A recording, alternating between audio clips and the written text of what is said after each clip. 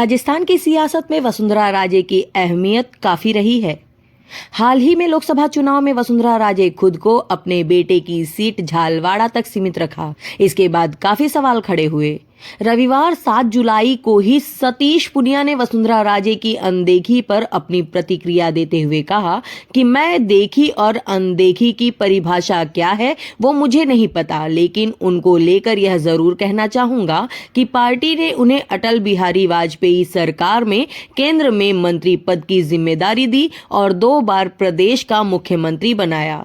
वो कई बार संसद और विधानसभा की कई बार सदस्य रही हैं। वह पार्टी की राष्ट्रीय उपाध्यक्ष हैं और इतने लाखों करोड़ों लोगों में उनका चंद लोगों में शुमार होना यह कोई कम सम्मान नहीं है। आपकी परिभाषा है, वसुंधरा राजे जी वाजपेयी सरकार में केंद्र में मंत्री रही हैं।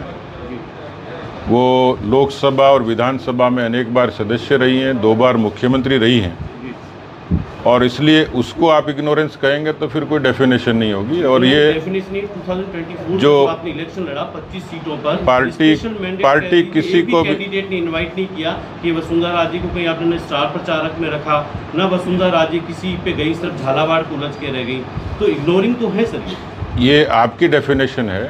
वो झालावाड़ में पूरे समय काम कर रही थी और झालावाड़ के आसपास की सीटों में जहाँ उनको समय मिला वो गई हैं। वो राष्ट्र की उपाध्यक्ष हैं और इतने लाखों करोड़ों लोगों में और चंद लोगों में शुमार होना ये कोई कम सम्मान नहीं है। आज ये विषाद तो मेरे मन में भी हो सकता है, लेकिन पार्टी ने मुझे एक प्रदेश की भूमिका दी है तो सोच समझ के ही दी है। अब मैं उसमें से ये निराशा व्यक्त करूं कि मुझे पार्टी ने राजस्थान में क्यों कुछ नहीं दिया, तो ये मायने नहीं रखता है। जब हमने पार्टी को अपना लिया तो कश्मीर से कन्याकुमारी तक आर्ग्यूमेंट नहीं करनी। कश्मीर से कन्याकुमारी तक और कच्छ से कामरूप तक पार्टी जो भूमिका दे वो हम लोग सहर्ष स्वीकार करते हैं और उसमें काम करते हैं। वहीं अब वसुंधरा राजे से मुलाकात करने उनके आवास 13 सिविल लाइन पर सीएम भजनलाल शर्मा खुद पहुंचे हैं। इसके बाद प्रदेश की सियासी गलियारों में चर्चाओं का दौर शुरू हो गया है। इस मुलाकात के सियासी मायने निकाले जा रहे हैं।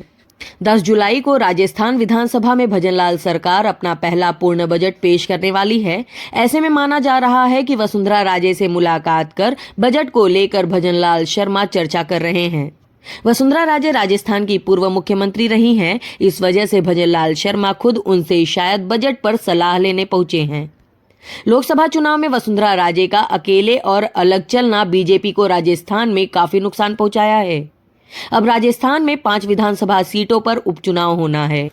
ऐसे में भजनलाल शर्मा इस बार सबको साथ लेने की कवायद में जुटे हैं। उपचुनाव में जीत हासिल करना भजनलाल शर्मा के लिए अग्नि परीक्षा से कम नहीं है।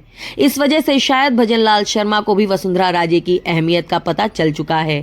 सीएम भजनलाल शर्मा उपचुनाव में किसी तरह से चूक नहीं चाहते हैं। वसुंधरा राजे अगर उपचुनाव में मदद करती हैं तो बीजेपी को निश्चित तौर पर इसका लाभ मिल सकता है।